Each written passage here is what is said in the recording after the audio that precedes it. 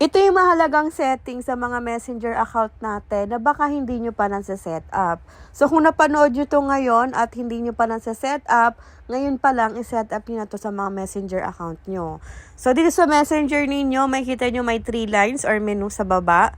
Pipindutin nyo lang yan. And then pumunta ka dito sa settings. Tapos makikita mo dito yung privacy and safety. And then pagka-pindot nyo nyan, makikita nyo tong protect your information dito sa privacy and safety. So mahalaga to na i-set up nyo na ngayon para maging safe and secured po ang ating mga messenger account.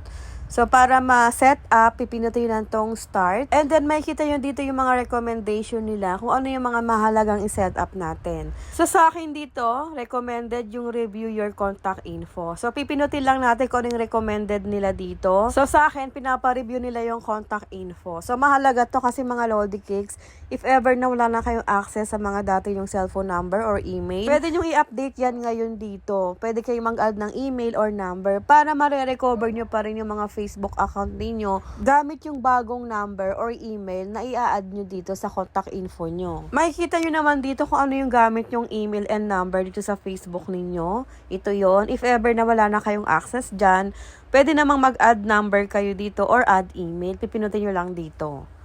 If ever naman na meron pa kayong access dyan sa email and number, i-close nyo lang to. And then pagka-close nyo, ayan, naka-check na yung contact info. Pati yung password and safe website browsing ko ay naka-check na rin. Dito naman sa password, mga Lodi Cakes, if ever na recommended nilang palitan po or mag-change password kayo, palitan nyo na lang po yung password nyo kasi baka po weak yung ginamit yung password, baka mabilis mahulaan or may kinalaman po sa personal information nyo like birthday, mga ganon. Kaya gusto nilang recommend nilang palitan nyo yung password nyo. And then, dito naman sa safe website browsing, pinapa-turn on nila yan kasi mahalagang naka-turn on to mga Lodi Cakes. Security feature yan sa messenger natin para if ever na meron sa ating nag-send bigla, di ba, di natin alam, hindi kayo aware or hindi kayo sigurado kung ano yung link na sinend sa inyo, pwedeng peking website links yon na pwedeng maging dahilan para ma-scam ka or ma-hack yung Facebook mo. Miski mga bank accounts mo, pwedeng ma-hack dyan dahil sa link na yon. Or pwede rin ma-virusan yung phone mo dahil sa link na yon. Kaya mahalagang naka-turn on yung safe website browsing natin. Kasi kapag pinindot mo yung link na yon, hindi ka sigurado kung ano yon. Dahil naka-on yung safe website browsing natin,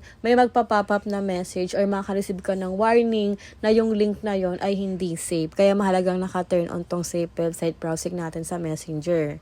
Yan yung mga mahalagang settings dito sa Messenger natin na kailangan nating i-set up. So kung sa inyo, hindi pa yan nasa-set up, ngayon pa lang i-set up nyo na para maging safe and secured ang ating mga Messenger account.